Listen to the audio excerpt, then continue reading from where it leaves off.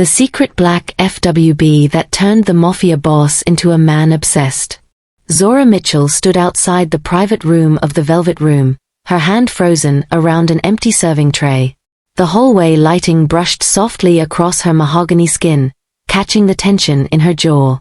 Through the cracked door, she heard the voice she knew better than she ever should have, the voice that had whispered to her in the dark, traced her skin with steady hands, and made her believe she mattered to someone for the first time in her life. The little black server? Please. I wouldn't touch something that common. She's not even worth noticing. Lorenzo Calabrese's words hit her with the force of a blow. Laughter followed from the men gathered inside, the same men who never once looked at her long enough to remember her face. Zora's grip loosened. The tray slipped from her hand and crashed against the floor, but she was already moving. Her feet carried her down the hallway, past the kitchen, through the back exit. Each step felt heavier than the last, her chest tight and her breath uneven. How did a quiet woman from Chicago's South Side end up in a secret affair with the city's most dangerous Mafia boss? And what truly happened before this moment that broke her? Before we continue, let us know in the comments where you're watching from. And if you haven't subscribed yet, now is the perfect time. Turn on your notifications because another powerful story arrives tomorrow. A special shout out to all our viewers, both new and returning, from the United States, Canada, South Africa, the United Kingdom, and every corner of the world. Thank you for being here and supporting these stories. You're the reason we keep creating them. Now, let's go back to where everything started. Zora Mitchell's life had been shaped long before she had the language to understand it. At 23, she carried the weight of a childhood spent near 95th Street on Chicago's South Side, where dreams were often small out of necessity.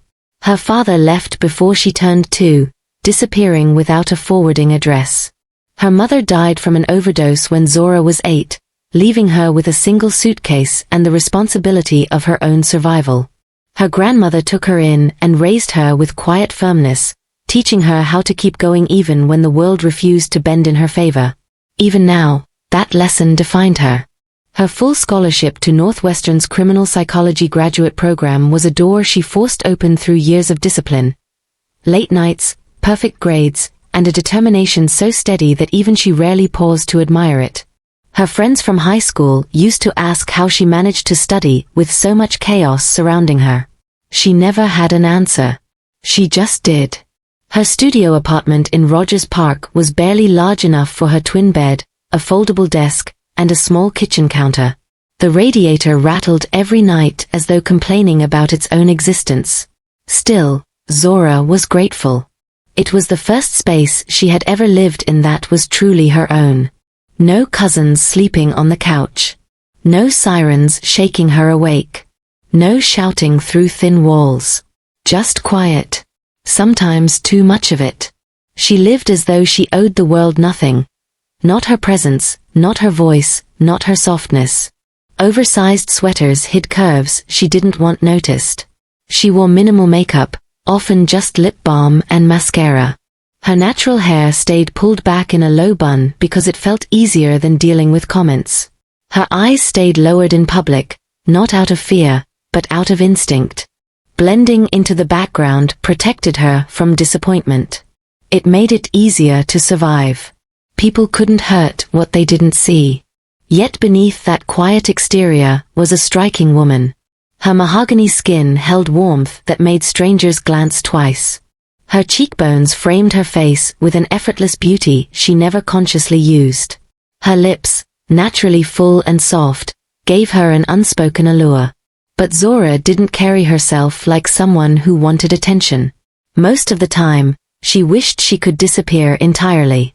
Loneliness had become her closest companion. Not the sharp kind, but the dull, persistent version that followed her from room to room. She spent her nights studying until her eyes blurred, telling herself that once she finished her degree, once she had a real career, once she made enough money to help her grandmother retire, maybe life would feel less heavy. Maybe she would finally breathe. To make ends meet, she worked nights at the Velvet Room, an upscale jazz bar in River North. The bar was known for its polished wood, soft lighting, and live saxophone sets that drew wealthy patrons from across the city. But beneath its elegance was something unspoken. It sat on the edge of territory claimed by the Calabrese crime family. Everyone who worked there knew it, even if management pretended otherwise. Men in tailored suits frequenting private rooms. Cars idling in the alley at odd hours. Conversations that stopped abruptly when staff entered. Zora kept her head down. No questions, no eye contact, no unnecessary comments. Her co-workers barely remembered her name. Customers often waved her off without really seeing her. She didn't mind. Invisibility felt safer than attention, especially in a place filled with people who held enough power to ruin lives with a single command. Every month she sent part of her pay to her grandmother, stretching what little remained across rent, textbooks, groceries, and bus fare. There were days she went without breakfast. Nights she skipped dinner because her stomach had learned how to wait. Still, she pushed forward. That was what she did best. Her life followed a clear pattern: study, work, sleep, repeat. She kept to herself so tightly that even she sometimes wondered if anyone would notice if she simply faded out of the world. But everything changed the night she entered the private room to clear empty glasses. She knocked softly before stepping inside, as she always did. The room smelled of cologne and cigars, though smoking wasn't technically allowed. A small group of sharply dressed men sat around a polished table. Their voices lowered as she entered, not out of respect, but because she was irrelevant. To them, she was noise, something to be ignored unless she failed to serve properly. Zora kept her eyes unfocused and lowered as she moved around the table. She reached for a glass near the head of the table when she felt it. A stare. Sharp, unwavering, unmistakably focused on her. Her breath stalled for a second, but she didn't look up. She finished collecting the glasses and prepared to leave when a deep voice cut through the murmured conversation. "Who is she?" Zora froze. One of the men scoffed.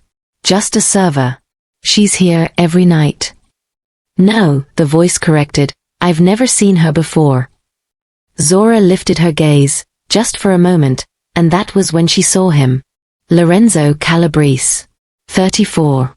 The man whose name carried weight in every corner of the city. The heir to a family empire built on money, fear, and absolute control. His presence filled the room effortlessly. Roman features carved in stone, steel-gray eyes that missed nothing, and a quiet edge to his movements that suggested he lived a life where every second mattered. She had seen him in passing once or twice from a distance, usually entering through the private entrance reserved for clients who preferred to remain unseen.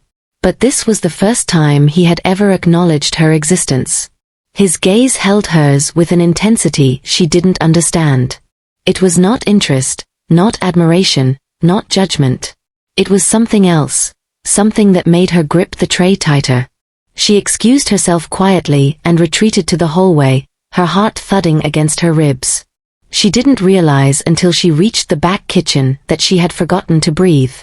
Lorenzo didn't look away from the door long after she left the room. 3 weeks passed before their paths crossed again. Zora had stepped into the alley behind the bar to escape a customer who refused to keep his hands to himself. Management ignored her complaints, as usual. "Just smile," they said. "It keeps the tips flowing." But tonight, she couldn't endure it. She needed air. Needed distance. Needed space from the man's persistent attempts to corner her at the bar. The alley was cold, the brick wall rough against her back as she pressed herself into the shadows. Her hands shook from the adrenaline rush still trapped under her skin. She hated that feeling. It reminded her of the nights she walked home from school as a kid, clutching her backpack and praying her route remained quiet. A set of headlights swung into the alley, halting a few feet away from her. A black Mercedes idled, sleek and silent. The tinted passenger window lowered, revealing Lorenzo Calabrese, the last person she expected to see in a place like this. "Zora Mitchell," he said, his voice steady. Her heart stumbled. She hadn't told him her name. Hadn't interacted with him beyond that brief moment in the private room. She stayed still, gripping the fabric of her sweater, unsure whether to run or speak. "You're shaking," he observed. She swallowed hard. "I'm fine." "You're not." She hesitated, studying him carefully. The alley was too quiet, too enclosed, and the man in front of her held a level of power she couldn't comprehend. Her brain told her to back away slowly, to keep distance, to avoid becoming a story with a tragic ending. But fear wasn't the emotion rising in her chest. "Not exactly. What do you want?" she asked. Lorenzo tilted his head, the faintest hint of a smile tugging at the corner of his mouth. "Your honesty." "What does that mean?" "It means I know your address. I know you're in the graduate program at Northwestern. I know you send money home every month. And I know you haven't eaten properly in days." Zora's pulse thundered in her ears. Her breath caught, not because he sounded threatening, but because he sounded certain, as though he had been paying attention to details no one should know. Her voice steadied unexpectedly. "If you pulled up to kill me, can you make it quick?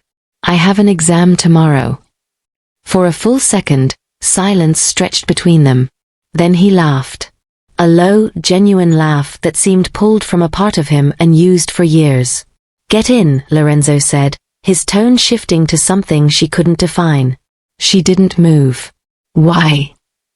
"No promises. No expectations. Just an arrangement. You get stability. I get your time. That's all." Her instincts should have carried her straight back inside. She should have walked away. She should have ignored the feeling tugging deep inside her chest. But she didn't. She stepped toward the car, fully aware that she was crossing into something she might never escape. "Fine," Zora whispered, opening the door. It was the beginning of everything she should have avoided, and everything she never knew she needed. The first night set the tone for everything that followed. Zora never expected Lorenzo Calabrese to follow through on the arrangement he proposed in that alley. She assumed it was one of those moments born out of adrenaline, frustration, and impulse on his part. She didn't expect a black SUV to idle across the street from her apartment 2 nights later, the driver stepping out with her name on his lips as if this were a routine pickup. There was no message, no warning, no details. Just her name spoken with quiet authority.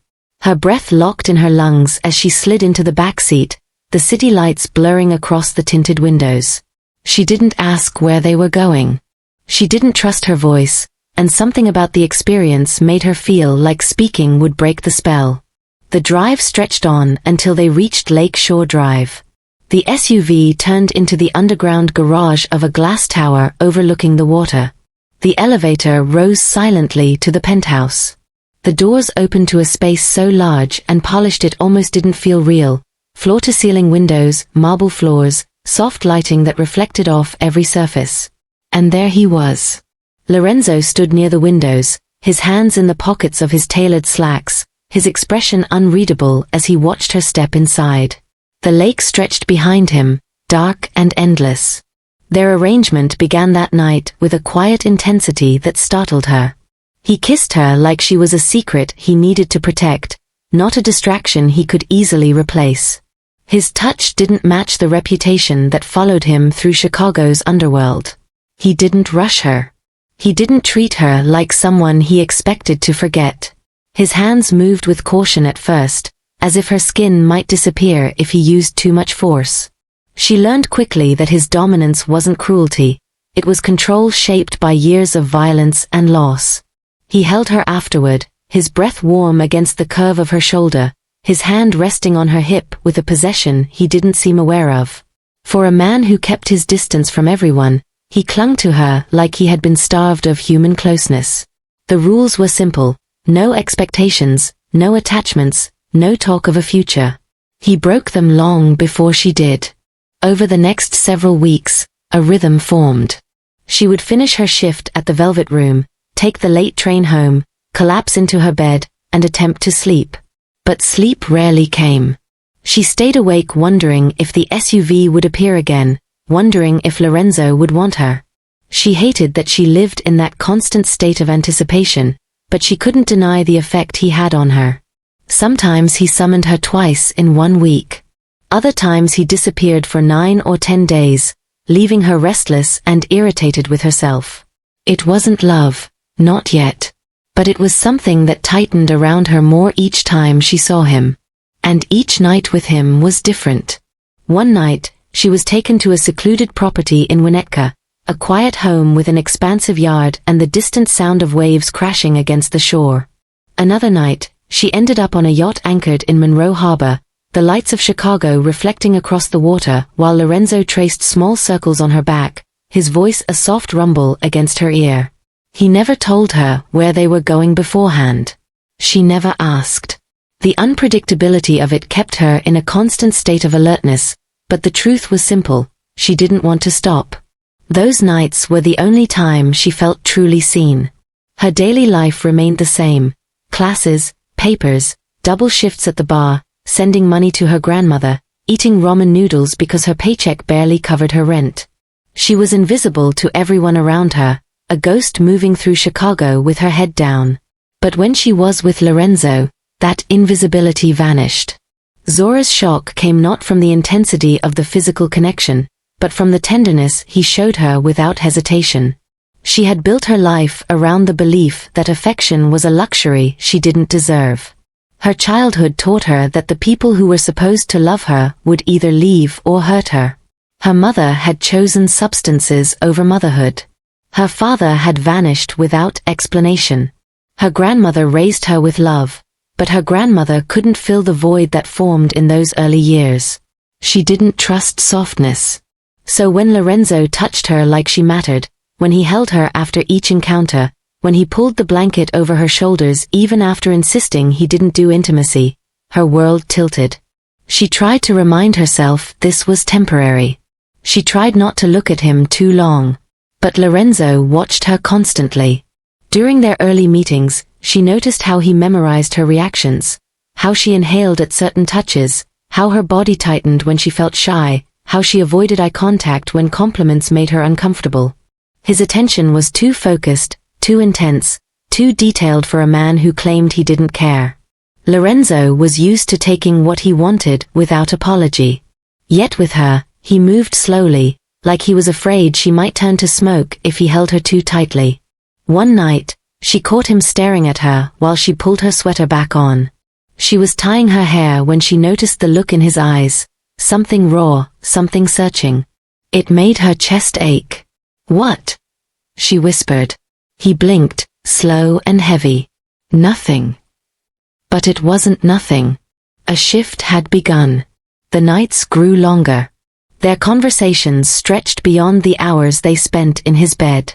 They lay together in the darkness of the penthouse, the city glowing below them, sharing parts of themselves they had never meant to expose. Lorenzo told her about his mother's death, how he had been 12 when he watched his family fall apart. He spoke of the moment his father pulled him into the world he never wanted, the first time he was forced to witness an execution, the blood that stained his shoes, the nightmares that clawed at him for years after. Zora listened. She didn't interrupt. She didn't judge. She simply let him speak, offering a level of understanding he didn't know he craved. She shared her own scars, losing her mother to addiction, the ache of abandonment, the shame she carried for needing affection she rarely received. She told him about her scholarship, her drive to study criminal psychology because she wanted to understand the minds of people who lived in chaos. Their stories formed a bond neither of them acknowledged out loud. The arrangement was supposed to be simple. Instead, it became the most complicated connection either had ever known. The shift toward something deeper wasn't marked by a dramatic moment. It crept in gradually, small actions stacking on top of each other until both of them were in too deep to pull back. Lorenzo started keeping her favorite jasmine tea stocked in his kitchen. He claimed it was for guests, but he didn't have guests, not the kind who drank tea at least. He began asking her to stay the entire night. At first she resisted, worried about how it would affect her studies and her job, but he had a way of convincing her without force. He didn't order her. He simply asked with a softness that made her chest tighten. She stayed. Soon the nights became weekends. He'd pull her close on the couch while she studied for exams, reading her notes aloud in a low voice that rumbled through her. When she fell asleep against him, he didn't move. He held her like the world outside the penthouse didn't exist. He cooked for her with minimal skill but genuine effort. Burnt eggs, under-seasoned pasta, a steak so overcooked it squeaked under her fork. She ate every bite, smiling while he pretended not to care about her opinion. He watched her move around his space like she belonged there. He pretended she didn't. But the truth wrote itself in the silence between them. His penthouse, once cold and perfectly staged, shifted around her presence. A mug she used sat near the sink. Her textbooks piled on the coffee table. A throw blanket she liked was draped over the sofa. She began leaving her hair ties around his place without realizing it. None of these things should have mattered. He let them stay. He let her stay. Zora didn't say she was falling for him. Lorenzo didn't say he was falling for her. But the evidence lived in every interaction, in every stolen hour, in every moment of quiet comfort. The rules they set no longer existed. They had crossed into territory they didn't have words for. And even though Zora feared what it meant, even though she knew how dangerous it was to hope, she couldn't help the way her heart leaned toward him. Lorenzo, for all his power and control, feared it too. But he kept reaching for her, again and again, unable to pull back. The world outside didn't know about them. The men he worked with didn't suspect a thing. Her co-workers had no idea the quiet woman clearing tables at the Velvet Room spent her nights with a man who carried Chicago's underworld on his shoulders. They built a private world far removed from reality, a world where she felt cherished and he felt human. Neither of them could admit it out loud. Neither wanted it to end. But the secret they protected so fiercely was also the thing that would one day destroy them.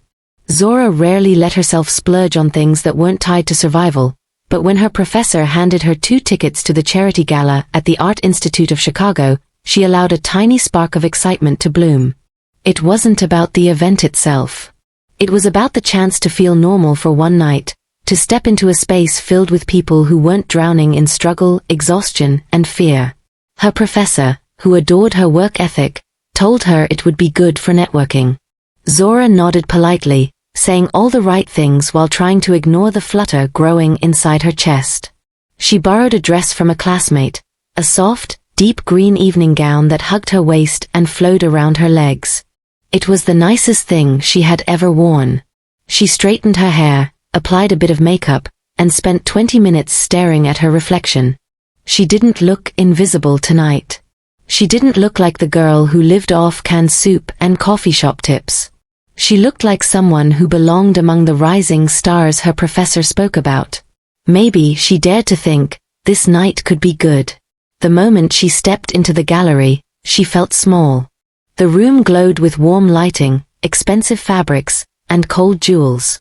Laughter floated through the space as servers carried trays of champagne. Zora clutched her small clutch purse and tried to blend into the edges of the room, reminding herself that she deserved to be there just as much as anyone else. She moved toward a display of sculptures, pretending to study the pieces while steadying her breath. Her heart dropped the moment she turned slightly and saw him. Lorenzo. He entered through the opposite side of the gallery, dressed in a black tuxedo that fit him with impossible precision. Confidence rolled off him as he moved among Chicago's wealthiest donors. People greeted him with respect, a subtle shift in posture that acknowledged who he was and what his name meant. Zora's breath caught in her throat when she saw the woman beside him. A tall blonde in a sleek silver dress held onto his arm, leaning close to whisper something that made Lorenzo smile. A wide, easy smile he had never given Zora in public, not once. Her heart fluttered painfully. She knew what they were. She knew the rules. But she had spent months learning the shape of that smile when it was aimed at her alone. Seeing him offer it to someone else, someone who stood beside him in public, cut deep enough to make her throat tighten. Their eyes met across the gallery. Zora didn't mean to smile. It happened on instinct, a soft, hopeful expression that ignited and died within the same breath. She took one step toward him, barely lifting her foot before everything inside her froze. He didn't return the smile. He didn't acknowledge her. His gaze passed over her face like she was nothing more than a stranger in a crowded room. Empty. Detached. Unbothered. He turned back to the blonde, his hand brushing her lower back as he guided her toward a group of donors. The warmth in his expression remained, warmth that had never belonged to Zora outside his bedroom. Zora felt heat rush up her neck. The room tilted slightly as she moved away from the crowd, her hands trembling. She slipped into a side hallway and locked herself in a bathroom stall before the tears could spill. She cried silently, terrified of being heard. Each tear felt like it scraped against bone. She pressed her hands over her mouth, trying to muffle the sound. The humiliation clung to her skin like sweat. She whispered to herself that it wasn't his fault, that she knew what she agreed to, that she had no right to expect anything from him. But her chest refused to loosen. She stayed there for half an hour before slipping out of the museum without telling anyone goodbye. 2 weeks passed before she saw him again. Not his face, his shadow, his voice, his cruelty. Zora arrived early for her shift at the Velvet Room after a long day at school. She slipped through the back hallway, balancing a tray of clean glasses while adjusting her apron. The private rooms weren't in use yet, but she paused when she heard voices drifting from behind a partially closed door. Her name caught her attention first. Zora. Her stomach tightened. She leaned slightly toward the door, not fully intending to eavesdrop, but unable to walk away. Lorenzo's voice cut through the air, controlled and sharp. The little black server? Please. I wouldn't touch something that common. Zora's breath vanished. Another man laughed. You sure? She seems like the type who'd get attached. A charity case always does. More laughter. Cruel. Thoughtless. The kind that burned. Zora clutched the tray to her chest, her fingers digging into the metal so tightly that her knuckles turned white. Lorenzo continued, his tone mocking. If you think I'd waste time on someone like that, you're delusional. I don't even notice her. She's like furniture. The tray slipped from her hands. The crash echoed down the hallway, loud enough to make the voices inside cease instantly. But Zora didn't wait for anyone to open the door. She ran. Ran down the hall, past the kitchen, past her locker, past everything that had been familiar for the last year. Her heartbeat thundered in her ears. She didn't stop until she burst through the back exit into the cold night air. Her chest tightened so violently she thought she might faint. She tried to breathe, but the sound of his voice replayed in her head like an endless loop. Common. Furniture. Not worth noticing. The words shredded her from the inside out. Zora didn't return the next night. Or the next. She didn't answer calls from her manager. When the bar threatened to fire her if she didn't show up, she simply blocked their number. She vanished from that world with quiet precision. She packed her life into 3 bags and left Rogers Park under the cover of darkness, moving into a basement apartment in Pilsen that smelled faintly of mildew and cleaning chemicals. The landlord didn't ask questions. Cash spoke louder than paperwork. Zora didn't tell her grandmother where she moved. She didn't trust herself not to break down if anyone asked why she disappeared. She dropped out of Northwestern a week later. Her scholarship didn't cover everything, and without income from the Velvet Room, and with her anxiety swallowing every part of her, she knew she couldn't keep up. She emailed her professors with an apology that sounded far calmer than she felt. She found work at a small coffee shop that paid less than the bar but kept her busy enough not to think. She wore oversized clothes again, avoiding mirrors whenever possible. She lost weight quickly, her appetite fading with each day that passed without sleep. Nights were the worst, hours of tossing and turning, replaying every smile Lorenzo ever gave her and wondering how she failed to understand it meant nothing to him. She told herself the woman who loved him didn't exist anymore. That version of her was weak. A fool. Someone who dreamed too easily. But the ache in her chest proved she wasn't as numb as she pretended. Across the city, Lorenzo lived with the fallout of a choice he thought would protect her. He hadn't wanted to speak about her that night. Marco had brought her up with that same sly grin he used whenever he sensed leverage. Lorenzo's heart slammed against his ribs when he realized Marco had noticed the way his eyes lingered on the hallway when Zora passed, the way his shoulders tensed whenever anyone else interacted with her. Interest was dangerous.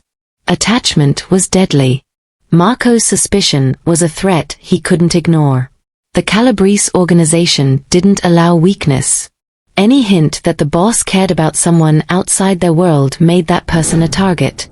And Lorenzo had too many enemies. Men who would tear apart an innocent woman just to get to him. So he did the one thing he knew would sever their curiosity. He humiliated her. He chose cruelty because he believed it offered protection. Because acknowledging the truth, that he had grown attached to her, that she steadied him, that she mattered, felt like loading a gun and aiming it at her heart. He didn't know she stood outside that door. He didn't know she heard every word. He only learned she was gone a week later when the SUV arrived at her apartment and found the place empty. Her landlord was evasive, her number disconnected, her name missing from any student record updates. When he went to the Velvet Room, her co-workers said she quit without a goodbye. She vanished completely. And for the first time in his life, Lorenzo felt something slip from his grasp that he didn't know how to retrieve. Not with power. Not with money. Not with fear. He destroyed the only person who ever touched him without expecting anything in return. And he had no idea how to fix it. Lorenzo Calabrese had gone 5 full days without seeing Zora Mitchell, and for the first time in his life, he didn't know how to make the world bend the way he wanted. At first, he told himself she was simply busy, or maybe giving him space after the gala.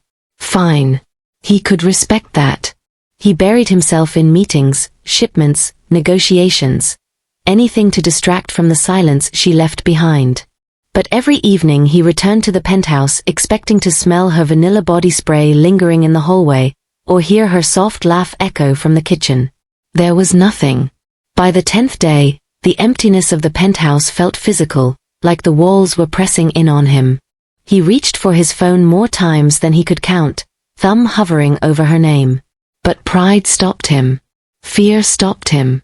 Shame stopped him most of all. 2 weeks passed. Then 3. The world still moved under his command.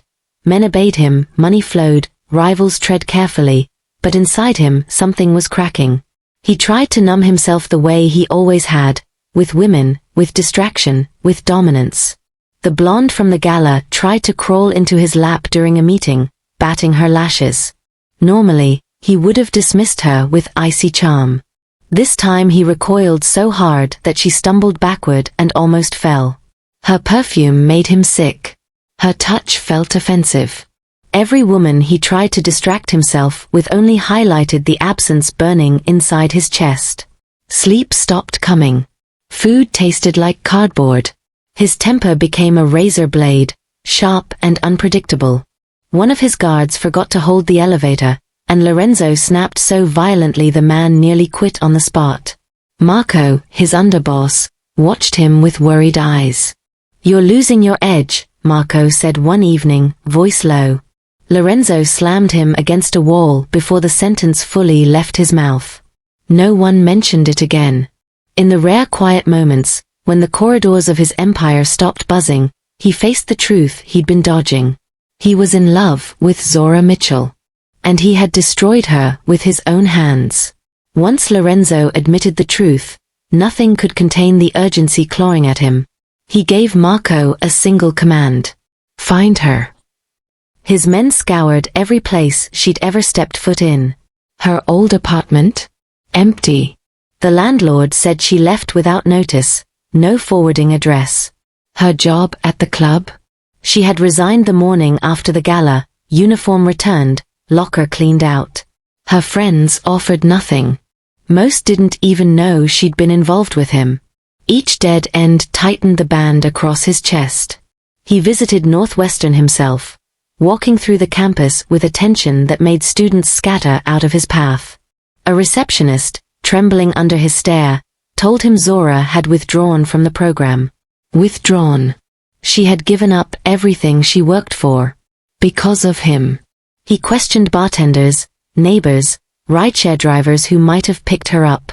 The few who remembered her described her as quiet, tired-looking, carrying too many boxes for one person. That image lodged itself inside him like a blade. Days turned into weeks. Weeks turned into 2 months. Lorenzo barely slept. He operated on caffeine and anger. Any man who brought him useless information risked being thrown out of his office. Marco tried to intervene once, suggesting Lorenzo focus on the family business. Lorenzo's glare alone shut him down. His empire ran on fear and respect, but now even his highest-ranking men whispered about his distraction. Deals slipped. Meetings got delayed. Rumors spread that the Calabrese boss had become unpredictable. Lorenzo didn't care. He couldn't care. Zora was out there somewhere, hurting because of him. Then, one cold morning, one of his newer men, nervous, shaking, approached. "Boss, I think I found her." The report was simple but devastating. Zora was living in Pilsen, in a basement apartment with peeling paint and a single window. She'd taken a job at a small coffee shop. She didn't socialize. She kept her head down. She lived quietly, almost as if she'd shrunk herself to survive. Lorenzo stared at the report so long his vision blurred. This was not the life she deserved. Not the life she had fought for. Not the life he had promised to protect. That night, he made his choice. He was going to her. Zora slept lightly these days, restless, worn thin, always halfway awake. So when the faint click of her apartment door opening drifted through the darkness, her eyes snapped open. A shadow sat in the old wooden chair beside her bed. Her breath caught. Then the streetlight outside shifted, and she saw his face. Lorenzo. His elbows rested on his knees, hands clasped, eyes fixed on her like he'd been staring for hours. Pain clung to him, heavy and unguarded. He looked nothing like the man from the gala. Nothing like the polished king of Chicago's underworld. He looked broken. Zora's voice came out raw. "Get out." He didn't move. "Lorenzo," she warned, sitting up, clutching the blanket to her chest. "Leave." No, a quiet word, steady but full of strain. "I can't. If you don't leave, I'll scream." He nodded once. "Then I'll wait until you're done." That answer stunned her more than his presence. Something sharp and furious burst through her chest. Everything she had swallowed, everything she had endured, everything his cruelty had carved out of her. "You don't get to show up here," she hissed. "You don't get to act like you didn't say those things. You called me common. You mocked me. Her voice cracked. "You threw me away." Each accusation landed like a blow. Lorenzo didn't defend himself. He didn't bark orders. He didn't loom with that quiet authority he wore like a second skin. He slid from the chair to his knees, on the same worn carpet she'd cried on for nights. The movement was slow, deliberate, almost reverent. "Zora," he said, voice rough, "I was trying to keep you safe." She laughed once, hollow. "Safe? You destroyed me." His eyes squeezed shut. I know what I did. I hear those words every night. I can't sleep because of them. I can't breathe because I said them." She stayed silent, jaw clenched. He forced himself to meet her gaze. Marco suspected something. He was watching me. Watching you. If anyone in my world thought you mattered to me, they would have used you against me. Against us. His voice shook for the first time she had ever heard. "I lied to protect you, and I became the man you needed protection from." Zora's throat tightened. Lorenzo bowed his head, defeated. "I love you. I've loved you longer than I've understood it. I'm begging for a chance to make this right." Zora's body stayed tense, her arms crossed over her chest. She had built walls for herself long before Lorenzo had entered her life, and no confession, no tearful apology, would bring them down immediately. You can't erase what you said, she said quietly, voice tight. You don't get to act like it never happened. He remained on his knees, unflinching. I know. I won't ask for forgiveness. Not yet. I only ask for a chance to prove it. Her eyes narrowed, searching him. Every line of his face, every tremor in his hands, every flicker of regret told her he was telling the truth. And yet, trust was earned in acts, not words. Then hear me clearly, she said. I will not be your secret anymore. Not hidden behind doors, not whispered about like I'm something shameful. If we are going to work, it's public. All of it. Or it ends here. A beat of silence stretched between them. Then Lorenzo nodded, slowly, deliberately, with the weight of a man who would take any risk, pay any price, cross any line for her. I will claim you, he said. Publicly. I will never hide you again. I swear it. Zora let her breath out, small and deliberate, the tension easing fractionally. She still hurt. She still feared. But she also felt something she hadn't allowed herself to feel in months. Hope. He rose carefully to stand beside her, neither of them reaching for an embrace. That was not what this moment was. This moment was acknowledgement, honesty, a fragile beginning of repair. You'll have to show me, she said. Actions, not promises. He tilted his head, a faint, almost imperceptible smile breaking through the anguish. Then that's what I'll do. Every day, in every way, I'll show you. For the first time in what felt like forever, Zora allowed herself to believe he might be capable of keeping that promise. She had not yet forgiven him entirely, nor had she surrendered herself to comfort, but she had opened the door to a possibility, the rebuilding of trust, one step at a time. The night stretched on around them, quiet except for the faint hum of the city outside. Neither moved to fill the void with words. They simply existed in that tense space, each acknowledging the other's presence, their shared history, and the fragile hope of what could come next. Lorenzo led Zora through the crowded entrance of the velvet room, his hand firm against the small of her back. The weekend crowd paused mid-conversation as whispers began to ripple through the bar. Every pair of eyes turned toward them, some curious, others cautious. The man who rarely acknowledged anyone outside his inner circle now had a woman by his side, and she was no ordinary companion. He guided her to the center of the room, where the most influential figures of Chicago's nightlife and underworld had gathered. Faces once indifferent now froze in surprise, disbelief written across them. Lorenzo's steel-gray eyes scanned the crowd, daring anyone to question this moment. Then, with an authority that left no room for doubt, he spoke. This is Zora Mitchell, he announced, his voice cutting cleanly through the low hum of conversation. She is the woman I love. A ripple of murmurs moved through the bar. Heads turned toward Zora, and for the first time, the quiet server who had long melted into the background stood fully seen. Her back straightened, chin lifted. The anxiety she often carried into rooms like this, the invisible weight of being overlooked, began to dissolve. No one spoke disrespectfully. No one dared. The energy in the room shifted.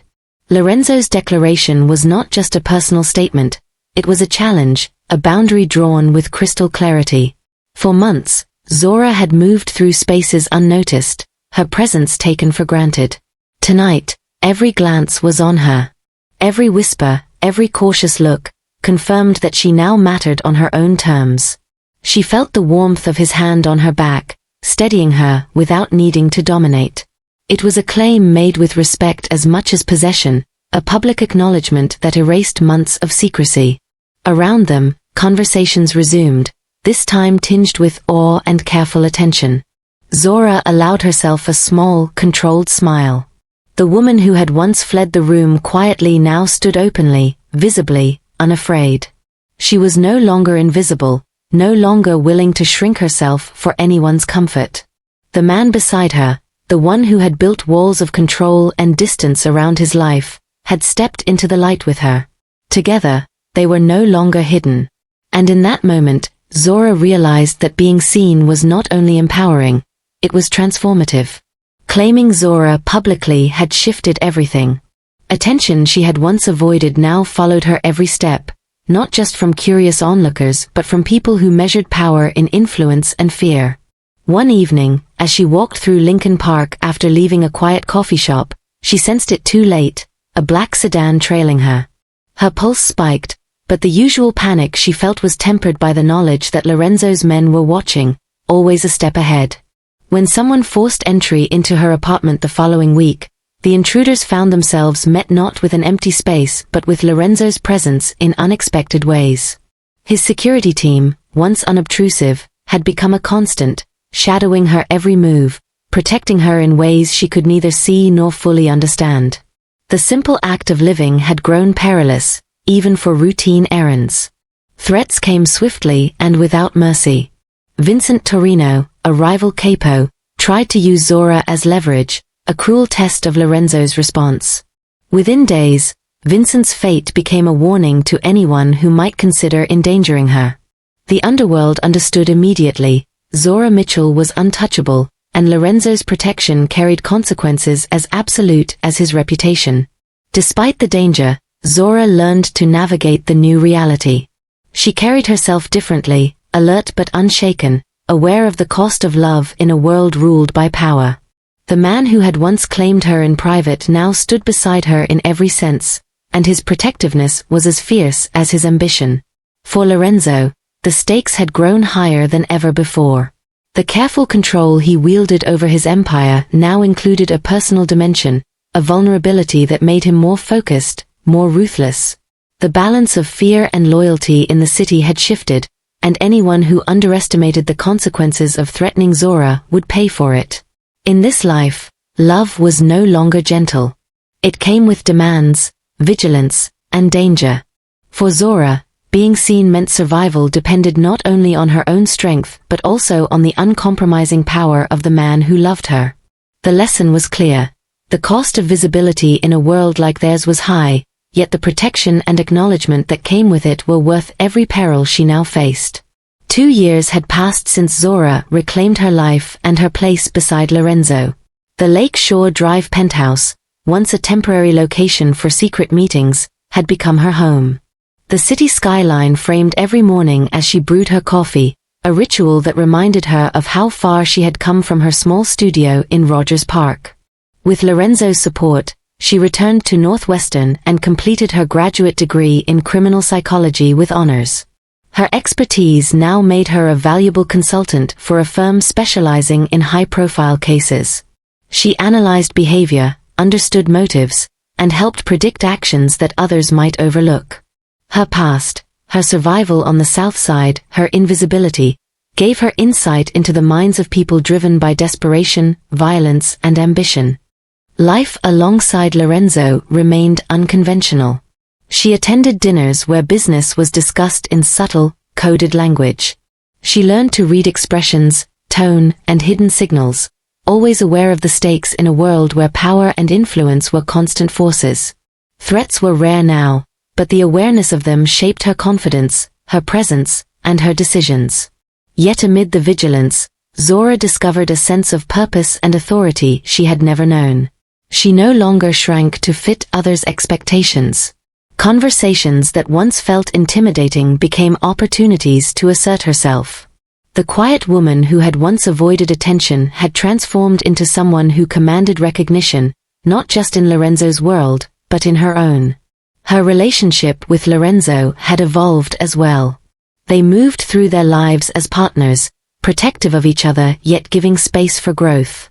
She had witnessed the depth of his care, and he had learned to respect her strength. Together, they had constructed a life where danger existed, but so did loyalty, love, and mutual empowerment. Zora was no longer invisible. She had endured, adapted, and emerged as a force in her own right. The woman who had touched the heart of Chicago's most formidable man and in doing so, had reshaped the life of both of them.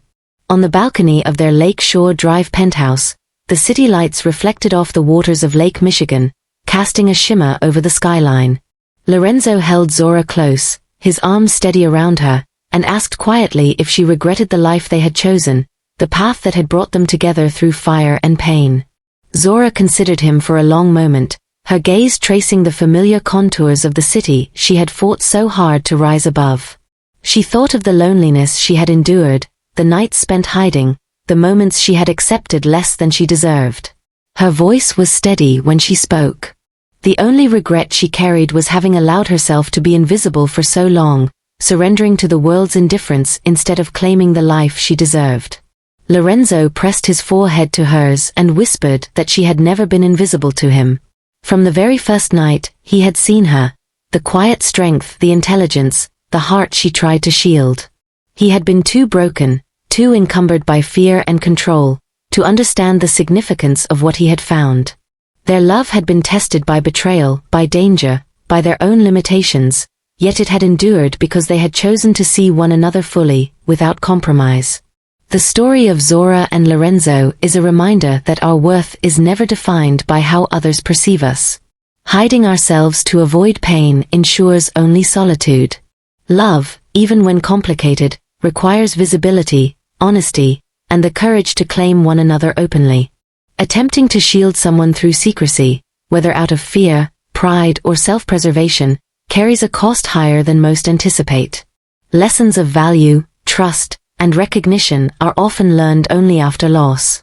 Love cannot survive in the shadows indefinitely. It must be brought into the light, nurtured, and defended, or it will wither. Thank you for staying with this story until the very end.